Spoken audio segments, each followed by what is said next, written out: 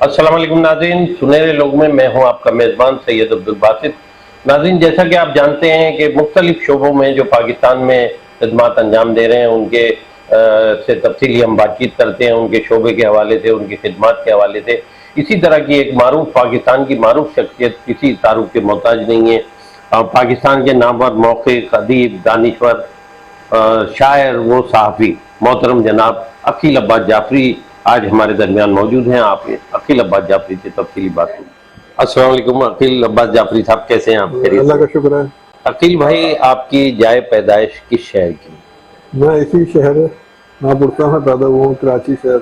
और कराची शहर में तो फिर स्कूल की और बचपन की कुछ यादें हमारे नाज़रीन से शेयर करें। कैसा रहा, कैसा गुजरा बचपन?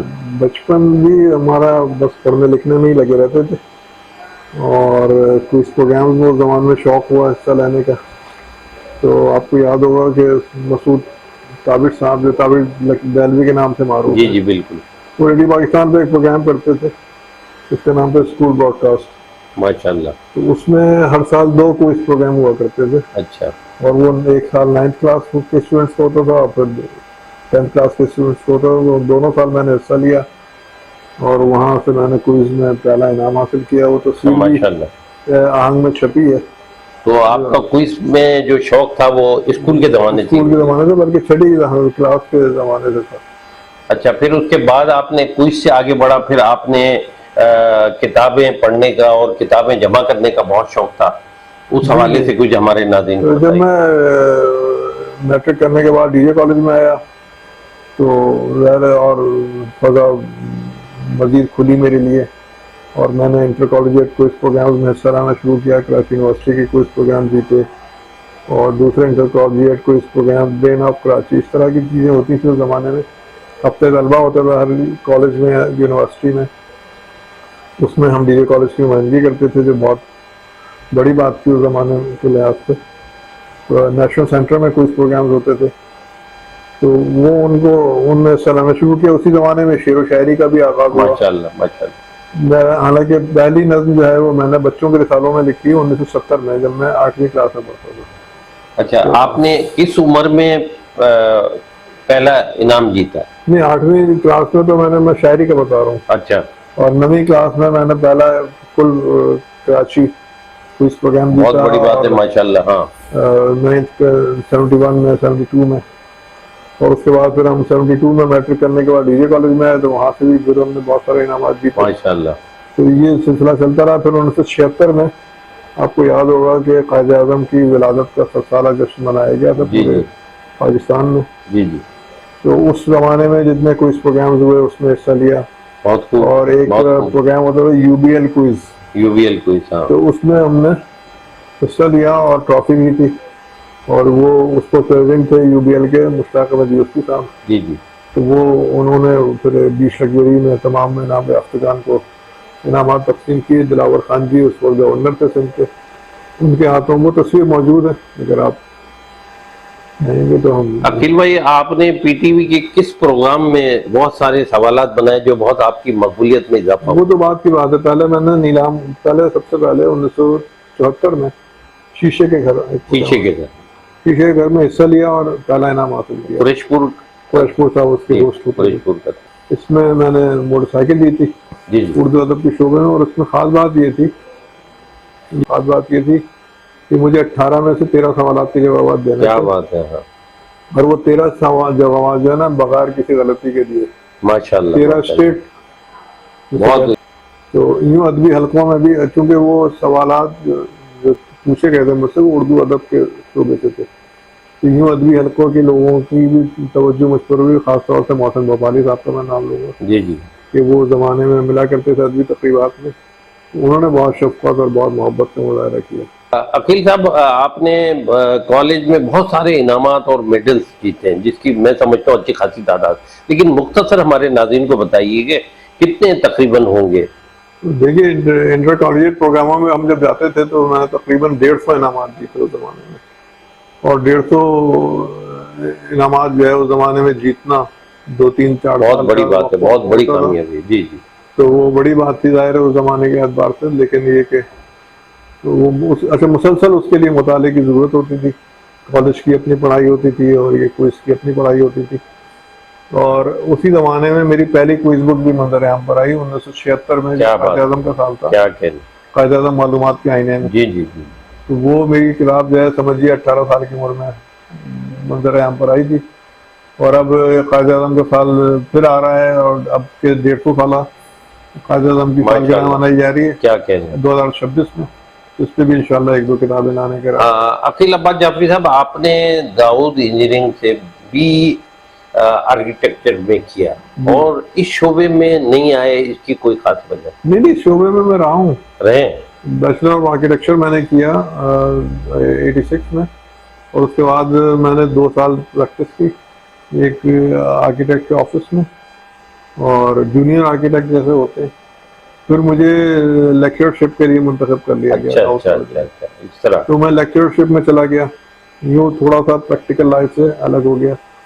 پھر اس کے بعد آپ کو یاد ہوگا کہ 90s میں کراچی کے حالات کچھ ایسے ہوئے کہ جی بہت بگڑے بچوں کی ایجوکیشن وغیرہ بہت بری طرح سے متاثر ہو رہی تھی، جی اور شہر کے حالات ایسے تھے تو ہم اسلام آباد چلے گئے. اچھا یعنی بچوں کو لیا اور بس کہ بھائی بچوں کی پڑھائی تباہ خراب ہو رہی تھی. جی تو وہاں پر مجھے پھر وہ میری دوسری فیلڈ تھی ریسرچ کی، تو اس تعلق سے مجھے جاب مل گئی مختلف قومی زبان میں.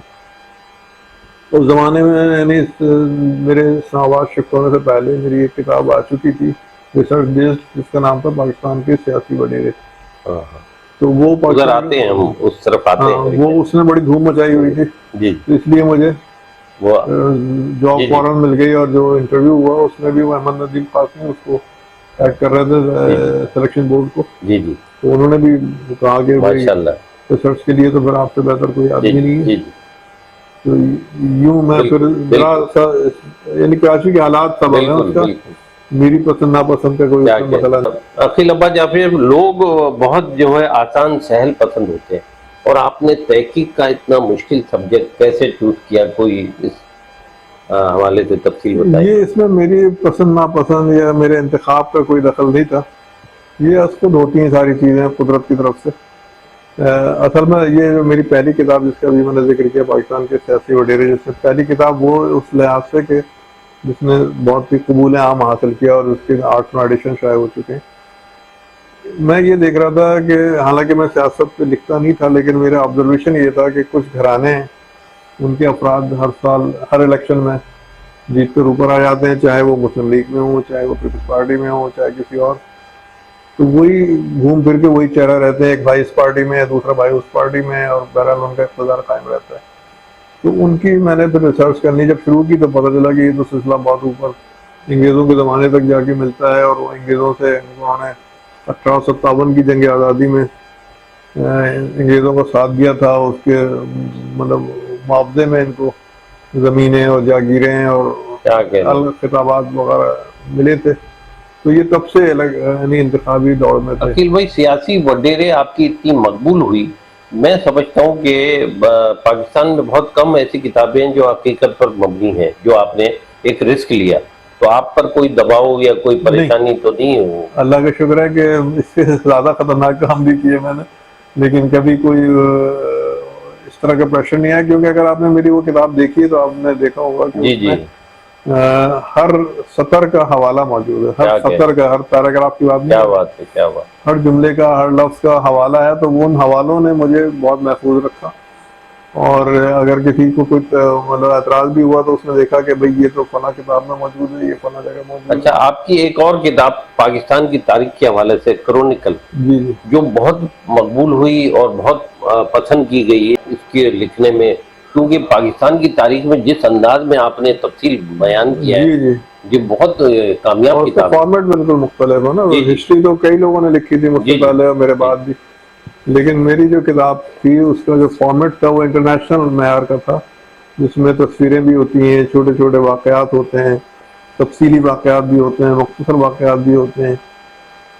تو وہ میں نے فارمیٹ وہاں سے اختیار کیا اور وہ پوری تفصیل میں نے اپنی کتاب کے پیش روز میں بیان کی ہے پاکستان کرونیکل میں، کہ یہ کس طرح خیال آیا، کس طرح سے کنسیو کیا میں نے، پھر کس طرح سے چیزیں جمع کی اس تعلق سے. کہ کہاں جیسے تصویریں شامل کرنی ہیں یا ٹیکسٹ شامل کرنا ہے یا اچھا اس میں ایک موضوع نہیں ہے، اس میں سیاست بھی ہے، اس میں ادب بھی ہے، اس میں فلم بھی ہے، بہت خوب، اس میں کھیل بھی ہے، اس میں شوبز بھی ہے، ظاہر ہے بڑی محنت اور صحافت بھی ہے۔ تو مختلف شعبوں کی کتابیں، ان سے معلومات اخذ کرنا، پھر ان کو اپنے ایک جگہ جمع ایک کرنا، جگہ مذہب بھی ہے اس میں، اور بہت سارے سینسیٹیو چیزیں بھی ہیں، ان کا بھی خیال رکھنا، ان کا بھی خیال رکھنا کہ کوئی ایسا نہ ہو کہ کسی کے مسلک کے خلاف کوئی بات ہو، کوئی ناگوار کسی کو گزرے اور بعد میں پرابلم ہو ناشر کو بھی، لکھنے والے کو بھی۔ تو اللہ کا شکر ہے کہ اس کتاب کو اب آج 15 سال ہو چکے ہیں آئے ہوئے، 15.5 سال، تو اس میں آج تک کسی نے کوئی ایسی نشاندہی نہیں کی ہے کہ جس سے کسی کے مفادات کو یا کسی کے مسلک کو یا کسی کے عقیدے کو بالکل پہنچتی ہے۔ احتیاط سے کام لیا، غلطیاں تو ہوئی ہیں، ظاہر انسانی کام ہے، 19-20 ہو جاتا ہے، 19-20 غلطیاں تو ہوتی ہیں، جی جی اور اس طرح کی کتابوں میں 2% کا مارجن بھی ہوتا ہے ہمیشہ، جی جی، کہ 2% حد تک اگر آپ غلطیاں ہیں آپ کی کتاب میں تو وہ اس کو نظر انداز کیا جاتا ہے۔ تو اللہ کا شکر ہے کہ وہ ہمیشہ 2% سے کم ہی رہی ہیں وہ غلطیاں۔ عقیل بھائی، آپ نے پاکستان فلم پر ایک مقالہ بھی لکھا، پاکستان کی جو فلمی معاملات ہیں، اور اس کے بعد اس کی موجودہ فلمی صنعت کے بارے میں پاکستان کی آپ کا کیا مستقبل دیکھ رہے ہیں؟ دیکھیے، یہ میرا جو پی ایچ ڈی کے موضوع ہے مقالے کا، پاکستان کی اردو فلمی صنعت، جی، اور میں بڑا شکر گزار ہوں اپنے صدر شعبہ تھے اس وقت، اور میرے مدد نگراں بھی تھے مقالے کے، ڈاکٹر توصیف احمد خان۔ انہوں نے، میں تو کسی اور موضوع پہ میں نے سناپسس تیار کیا تھا، تو انہوں نے وہ سناپسس تو دیکھا، انہوں نے کہا کہ یہ بہت اچھا سناپسس ہے، اس سے بھی ہو سکتا ہے، لیکن میری خواہش یہ ہے کہ آپ فلم کے موضوع پر کریں۔ میں نے کہا آپ کو یہ خیال کیسے آیا کہ میں یہ اس پہ پی ایچ ڈی کر سکتا ہوں؟ انہوں نے کہا میں نے تمہارے آرٹیکلس دیکھے جو رابطہ میں چھپتے تھے، یہ فلم ہسٹری برصغیر کی فلمی تاریخ میں میرے مضامین چھپا کرتے تھے، اور 26 آرٹیکلس میرے 1987 سے لے کے 1990 تک مختلف شماروں میں شائع ہوئے، تو وہ ان کی نظر سے گزرے تھے۔ تو انہوں نے کہا کہ دیکھیں، صحافت میں پی ایچ ڈی تو کر رہے ہیں لوگ اور وہ مزید کرتے رہیں، جی جی، آپ کریں فلم پر، یہ بھی صحافت کا حصہ ہے، میڈیا سائنس کا حصہ ہے، ماس کمیونیکیشن کا موضوع بھی اہم ہے، اور اہم موضوع ہے۔ اس موضوع پر آج تک پاکستان میں کسی نے کام نہیں کیا، بہت اچھا۔ اور جو انہوں نے کہا بھی ویسے کہ فلمی صحافی جو ہوتے ہیں انہوں نے متفرق مضامین لکھتے ہیں، وہ اپنی جگہ پر اہمیت کے حامل ہوتے ہیں، جی جی، لیکن کسی نے ایک بھرپور کام، پورا جائزہ، پوری ہسٹری، پورا انالیسس، اور وہ نہیں کیا کسی نے۔ تو آپ کر سکتے ہیں، انہوں نے کہا کہ میرا مجھے یقین ہے کہ آپ کر سکتے ہیں۔ تو ان کی ہمت افزائی کی وجہ سے، ڈاکٹر توصیف احمد خان کی وجہ سے میں نے بھی ہمت کی چیزیں جمع کی، تو وہ پھر ہوتا چلا گیا مختلف چیپٹر۔ پہلے ایم فل کے لیے ہم نے رجسٹریشن کرایا تھا، پھر M Phil leading to P H D تھا اس زمانے میں، تو وہ پھر پی ایچ ڈی میں کنورٹ ہو گیا، اور پھر مزید ہم نے کچھ چیپٹرز لکھے تو اس پہ پی ایچ ڈی کی ڈگری ایوارڈ ہو گئی۔ عقیل بھائی، آپ کتابی شکل میں بھی آ چکا ہے۔ بالکل بالکل، آپ نے شاعری کا آغاز کب کیا، ابتدا کب کی، اور پہلا شعر کب کہا؟ یہ میں نے بتایا آپ کو کہ جاننا چاہیں گے۔ پہلا شعر تو میں نے لکھا 1968 میں، مجھے اچھی طرح سے یاد ہے، بس میں سفر کر رہا تھا میں، اور وہ شعر یہ تھا کہ مبالغہ یہ نہیں بلکہ ایک حقیقت ہے، بشکل گل ہے انادل کو جستجو تیری۔ کیا کہنا؟ اچھا، میں نے یہ اپنے کلاس ٹیچر 1968 میں، 68 میں، ماشاءاللہ، انہوں نے کہا بھائی تم کو ابھی اندازہ نہیں ہے تم نے کیا شعر لکھا ہے، بشکل گل ہے انادل کو جستجو تیری، یہ تو تصوف ہے پورا۔ کیا بات! اچھا، ہمیں پتہ نہیں تھا تصوف کیا ہوتا ہے۔ کیا کہنا؟ تو انہوں نے کہا کہ تم نے تصوف کا شعر لکھا ہے، یہ معرفت کا شعر ہے۔ بہت سر وہ تو ہمیں نہیں معلوم تھا کہ یہ کون سا شعبہ ہے۔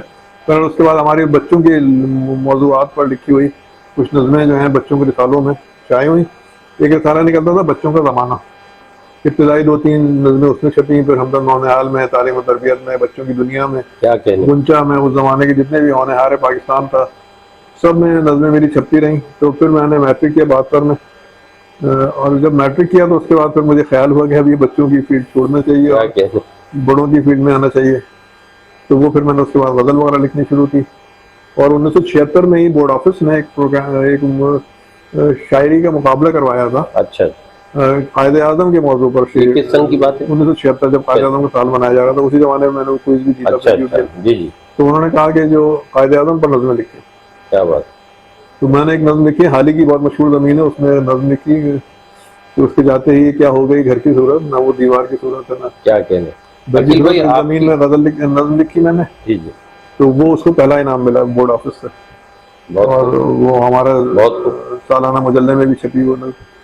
عقیل بھائی آپ بہت اچھے شاعر ہیں، یہ تو سارے شاعر شاعرات شاعر سب جانتے ہیں، پاکستان میں آپ کا نام ہے، بہت اچھے شاعر ہیں، لیکن آپ کی علمی ادبی قابلیت جو ہے وہ شاعری پہ حاوی ہے، اس کے حوالے سے کچھ بتائیے. دیکھیے ہمارے یہاں بدقسمتی ہے شاعری میں.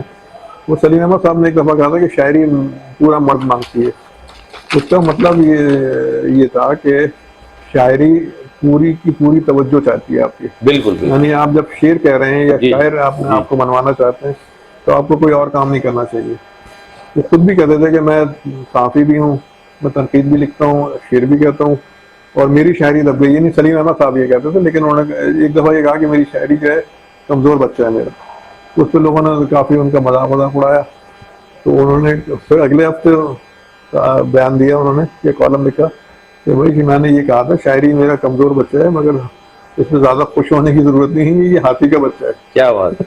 تو یوں یہ کہ آپ شعر پہ میں اتنی توجہ کنسنٹریٹ نہیں کر سکا جتنی کرنی چاہیے یا جتنی شاعری مانگتی ہے توجہ. تو باقی ریسرچ کے موضوعات میں مجھے زیادہ لطف آتا ہے، زیادہ مزہ آتا ہے. اور مجھ سے ایک دفعہ مشفق خالد صاحب نے بھی کہا تھا کہ آپ ادبی ریسرچ کی طرف نہ آئیں. انہوں نے ادبی ریسرچ سینکڑوں لوگ کر رہے ہیں، ہر کالج میں، ہر جگہ پہ شعبہ اردو میں مقالے بھرے پڑے ہیں. بلکہ انہوں نے یہ ایک جملہ کہا تھا کہ یہ اتنی ساری لاشیں رکھی ہوئی ہیں میرے پاس، جو مقالے رکھے ہوئے تھے. کیا کہنے کیا یہ مقالے نہیں ہیں، یہ ادبی لاشیں. کیا تجویز دی ہے. تو آپ جو ہیں مجھ سے انہوں نے کہا کہ میں نے آپ کو دیکھا ہے، آپ کی چیزیں پڑھی ہیں، تو آپ کی توجہ ہے پاکستانیات کے موضوع پر، تو آپ اپنے آپ کو پاکستان کے موضوع پر ریسرچ کریں. اور پاکستان کے موضوع پہ بہت شعبہ ہیں انہوں نے کہا کہ. اور بعد میں ثابت بھی ہوا کہ وہ ان کا تجزیہ درست تھا، ان کا مشورہ درست تھا. تو میں نے اپنے آپ کو فوکس کیا پاکستان کے مختلف بعدوں. یہ فلمی صنعت بھی سمجھیے پاکستان کا ہی ایک شعبہ ہے، پاکستان کرونیکل بھی ہے، اور اس طرح کی بے شمار چیزیں، سیاسی وڈیرے بھی پاکستان کے تعلق سے لکھی ہے. تو یہ میں نے پاکستانیات کا شعبہ اختیار کیا، یہ مشفق صاحب کی رہنمائی کی وجہ سے. عقیل بھائی آپ اردو لغت بورڈ کے مدیر اعلیٰ ہیں. ہمارے عام زندگی میں لغت کی جنرل نالج کے بارے میں بتائیے کہ کتنی اہمیت ہے. دیکھیے زبان جو ہے نا وہی تو ایک ٹول ہے، وہی تو ایک ایسا اوزار ہے، ایسا آلہ ہے جو ہمیں حیوانوں سے ممیز کرتا ہے. تو ہماری زبان جب تک زبان پر عبور نہیں ہو، اچھی زبان نہ لکھی جائے، اچھا یعنی ایسا ہے، یہ سمجھ لیجیے زبان اگر اچھی نہیں ہے آپ کی، اور آپ شعر لکھ رہے ہیں یا افسانہ تخلیق کر رہے ہیں یا تنقید لکھ رہے ہیں یا کچھ بھی، تو جیسے آپ بہت اچھی کوئی ڈش بناتے ہیں، جی جی بہت اچھی ڈش بناتے ہیں، آپ نے قورمہ بنایا، آپ نے پلاؤ بنایا، بریانی بنائی، لیکن اس میں تناسب آپ نے بگاڑ دیا، کہیں نمک زیادہ ہو گیا، کہیں مرچ زیادہ ہو گیا، کتنی محنت آپ نے چیز بنائی، ان چیزوں کا خیال وہ ایک آدھ چیز کے تناسب سے وہ چیز خراب ہو جاتی ہے. ایسی زبان ہے کہ اگر زبان آپ کی ٹھیک نہیں ہے اور آپ کتنی اچھی تخلیق کر رہے ہیں، لیکن اب آپ کو زبان پہ کمانڈ نہیں ہے، زبان پہ عبور نہیں ہے، تو وہ چیز پسند نہیں کی جائے گی. بالکل اچھی. تو اچھا پھر پریزنٹیشن کا انداز بھی ہوتا ہے. جی جی کہ آپ نے بہت اچھا کھانا بنایا. یہ انور شور صاحب نے ایک دفعہ لکھا تھا کہیں، آپ نے بہت اچھا کوئی ڈش تیار کی اور اس کو بجائے اس کے کہ اچھے برتنوں میں پیش کرنے کے آپ نے مٹی کے برتنوں میں پیش کر دیا، تو وہ ڈش کا لطف جو ہے وہ ختم ہو جاتا ہے. تو پریزنٹیشن بھی بہت اہم چیز ہے کہ کوئی بھی آپ چیز تخلیق کر رہے ہیں ادب کی، تو اس کو اس طرح سے پریزنٹ کریں کہ وہ اچھی لگے سننے والوں کو، پڑھنے والوں کو، اور لوگ اس کو یاد رکھیں. یہ زبان کا یہ اس کے اندر استعمال ہوتا ہے کہ اچھی زبان. اور ہمارے یہاں بہت سارے لفظ بے سوچے سمجھے جو ہے نا غلط بولے جا رہے ہیں. مثلا ایک لفظ بولا جاتا ہے کہ فلاں لوگوں نے وزیر اعلیٰ کو مختصر بریفنگ دی. اب بریفنگ کا مطلب ہی مختصر بریفنگ لگانے کی ضرورت ہی نہیں. یا تو آپ کیا کہتے ہیں بریفنگ دی بس کافی. مختصر بریفنگ کیا ہوتا ہے؟ عقیل بھائی مستقبل میں اردو کی جو ہے کس صنف کی طرف ترقی زیادہ ہے؟ نظم ہے، غزل ہے، کس آپ دیکھ رہے ہیں؟ دیکھیے سہل پسندی ہے. اصل میں غزل لکھنا جو ہے نا وہ بہت مشکل کام ہوتا ہے. ہر شعر میں آپ کو یعنی پوری نزاکت کا خیال رکھنا پڑتا ہے، تخیل کا خیال رکھنا پڑتا ہے، زبان کا خیال رکھنا پڑتا ہے، پیشکش ہوتی ہے، قافیہ، ردیف، ہر چیز، وزن، بحر، تب کہیں جا کے ایک غزل تیار ہوتی ہے. اور ہر شعر میں آپ کو ایک نیا مضمون باندھنا ہوتا ہے. نظم میں یہ آسانی ہوتی ہے، یہ سہولت ہوتی ہے کہ آپ ایک طویل نظم بھی لکھ سکتے ہیں، مختصر نظم بھی لکھ سکتے ہیں، اور بہت آسانی کے ساتھ آپ نظم جو ہے وہ لکھ لیتے ہیں۔ جی جی حالانکہ اس میں بھی بہت لوگوں نے، جیسے راشد ہیں، مجید امجد ہیں، اختر حسین جعفری ہیں، ایسے بڑے بڑے ہمارے اردو میں نظم نگار جی ہیں، جی بالکل ایسے ہی۔ اور انہوں نے بہت اچھی نظمیں لکھی ہیں۔ یہ آسان کام نہیں ہے نظم لکھنا بھی۔ تو دراصل یعنی دونوں کا ہی مستقبل ہے۔ غزل یہ ہے کہ ذرا چلتے پھرتے ہو جاتی ہے، نظم کے لیے بیٹھنا پڑتا ہے، نظم کے لیے پورا تخیل۔ عقیل بھائی، آپ نے اسلام آباد میں اردو مقتدرہ میں کام کیا، اردو اخبار کے مدیر بھی رہے، جی اور وہ تجربہ اس کے بعد تحقیقی کام بھی کیا، وہ کیسا رہا؟ بہت اچھا یعنی وہاں پہ ماحول تھا، علمی ماحول تھا، علمی ادارہ تھا، اور وہاں پہ مجھے پتہ چلا کہ تحقیق کرنے کے لیے کیسے کتنا مارنا پڑتا ہے، کیسے محنت کرنی پڑتی ہے، کیسے کام کیا جاتا ہے۔ تو وہاں سے وہی جو میں نے وہاں پہ محنت کی تھی، وہی تجربہ اردو لغت بورڈ میں کام آیا۔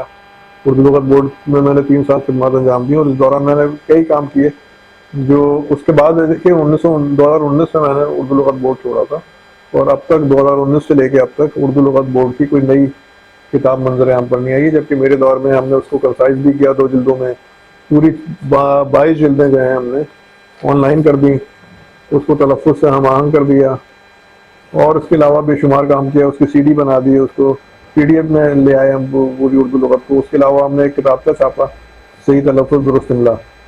جب یہ کتابچہ جو میں نے فیس بک پہ پوسٹ لگائی تو یہ ان کی نظر سے گزرا، جو پیمرا کے چیئرمین تھے، اب بھی ہیں وہ چیئرمین وہاں کے، محمد سلیم صاحب۔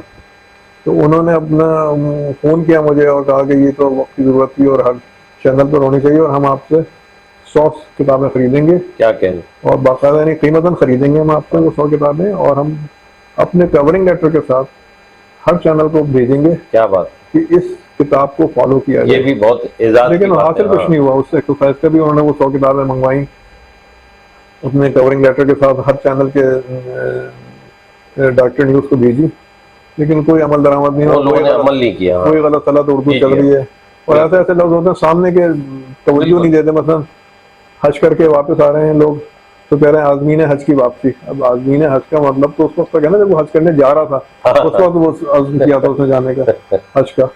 اب جب وہ واپس آ رہا ہے تو وہ حج کر چکا ہے، وہ معیار نہیں رہا، حج کر چکا ہے، تو اب وہ آزمین حج میں نہیں شمار ہوگا۔ جی جی بالکل۔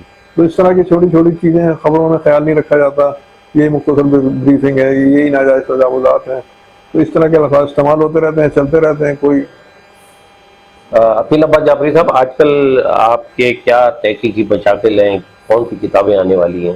دیکھیے 2 کتابیں تو میری آ رہی ہیں، قائد اعظم کا جو سال آ رہا ہے اگلا 150 سالہ سالگرہ کا، اس تعلق سے اکیڈمی آف لیٹرز سے ایک پروجیکٹ ہے، اس پہ میں کام کر رہا ہوں، بلکہ وہ کام ختم ہو گیا ہے، وہ اختتامی مراحل میں، اور انشاءاللہ اگلے ہفتے وہ میں ان کے حوالے کر دوں گا۔ اور ایک آدھ کام اور بھی ہے قائد اعظم کے تعلق سے۔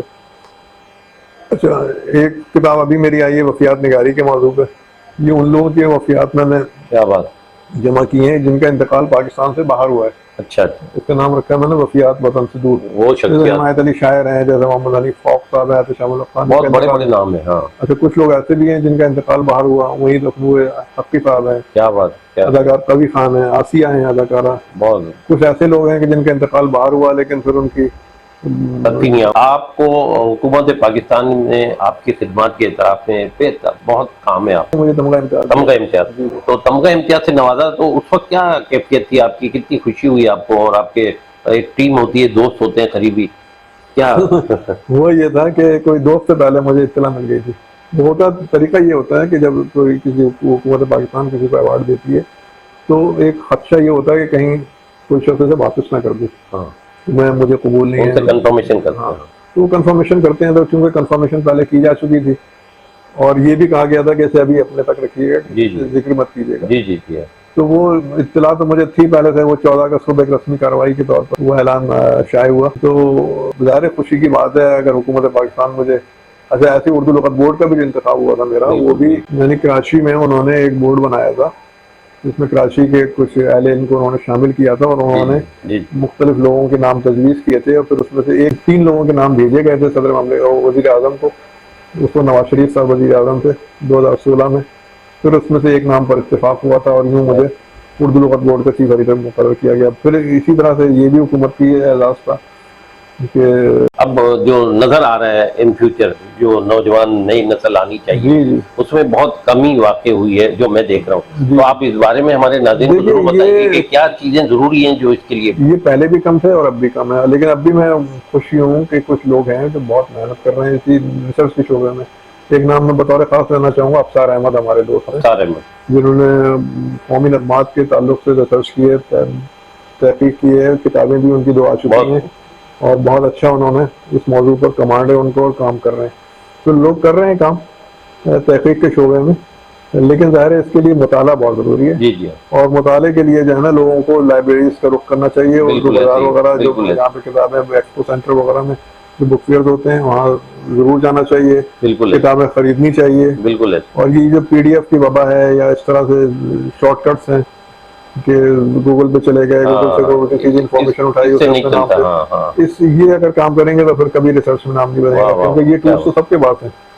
اور شاعری کے حوالے سے آپ کیا کہیں گے, جو بہت سارے شعرا نئے آ گئے ہیں بغیر جون ایلیا حوالے سے کچھ ضرور آپ کہیے گا ہمارے ناظرین. جون صاحب نے, جون ایلیا نے ہمارے استاد تھے, انہوں نے کہا تھا ایک دفعہ کہ وہ بدقسمتی کی بات یہ ہے کہ وہ لوگ لکھ رہے ہیں جنہیں پڑھنا چاہیے. تو یہ ہے مسئلہ. کیا کہنے, دیکھیے اچھا لکھنے کے لیے ضروری ہے کہ اچھا پڑھا جائے. بالکل. جب تک آپ کا اچھا مطالعہ نہیں ہوگا اچھا کہہ نہیں سکتے, چاہے آپ تحقیق کے شعبے میں ہوں, چاہے آپ افسانہ نگار ہوں, فکشن لکھ رہے ہوں, تنقید لکھ رہے ہوں, شاعری کر رہے ہوں, ادب کی کسی بھی صنف میں ہوں, آپ جب تک مطالعہ نہیں ہوگا آپ کا آپ اس شعبے سے انصاف نہیں کر سکتے. اور مطالعہ یہ نہیں ہے کہ جو آپ نے گوگل پہ سرچ کر کے پڑھ لیا یا کسی موضوع پر PDF کی کتاب, PDF پر کوئی کتاب آپ کو مل گئی, آپ کو میرے پاس یہ کتاب ہے.